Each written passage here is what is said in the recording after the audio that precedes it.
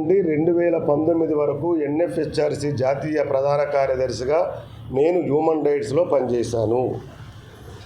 Human రైట్స్లో నేను ఇప్పుడు రావడం కొత్త కాదు, కానీ ఎన్ఎఫ్హెచ్ఆర్సి ఫర్ ఇండియాలో మాత్రం నేను స్టూడెంటునే, నేను ఎల్కేజే.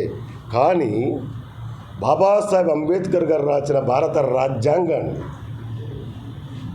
రాజ్యాంగంలో ఉన్న ఆర్టికల్స్ని 1976 నుండి 2024 ఈ జూన్ 27వ తారీఖు వరకు మీతో మాట్లాడుతున్న తరుణంలో కూడా నా నాలుక మీద లిఖించుకున్నటువంటి వ్యక్తి ఆల్ఫా కృష్ణ.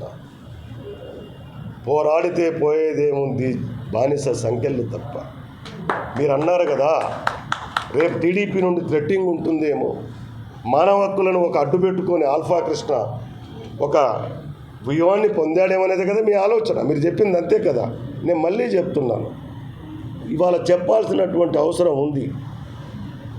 జీనా హైతో మరణా సీకో నినాదంతో, కదం కదం పల్ లడనా సీకో అనే పదంతో కదం దొక్కిన ప్రగతిశీల ప్రజాస్వామ్య విద్యార్థి సంఘాల్ని, రాటుదేలిన రాజకీయ రంగాన్ని విద్యార్థి దశలోనే ఉర్రూతలూగించిన చరిత్ర ఆల్ఫా కృష్ణకు ఉంది.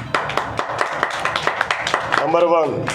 నంబర్ 2, ఇక్కడున్న పాత్రికేయ మిత్రులందరూ నా మిత్రులే. గత 20 సంవత్సరాల నుండి వారితో నాకు అనుబంధం ఉంది. ఆల్ఫా కృష్ణ అమాయకుడు, ఆల్ఫా కృష్ణ అధైర్యపడతాడు, ఆల్ఫా కృష్ణ ఎంత అమాయకుడో తెలుసు. వాళ్ళది ఉంటుందయ్యా రాజకీయం, రేపు ఇంకోరిది ఉంటుంది. కానీ భయం అనేది తెలియని బ్లడ్ నాదే అనే డైలాగ్ ఉందే, ఆల్ఫా కృష్ణ కూడా అంతే. నేను ఒకటే నమ్ముతా, పుట్టినవాడు చావక తప్పదు. ఎప్పుడు ఎలా చనిపోతామనేది నా చేతుల్లో లేదు. నేను ఎలా బ్రతికాను అనేది, ఫుట్పాత్ మీద పడుకున్నాను, గోనె సంచుల్లో దూరి పడుకున్నాను, హోటల్లో గ్లాసులు కడిగాను, ఎంగిలి ఇస్తారాకులు ఎత్తాను.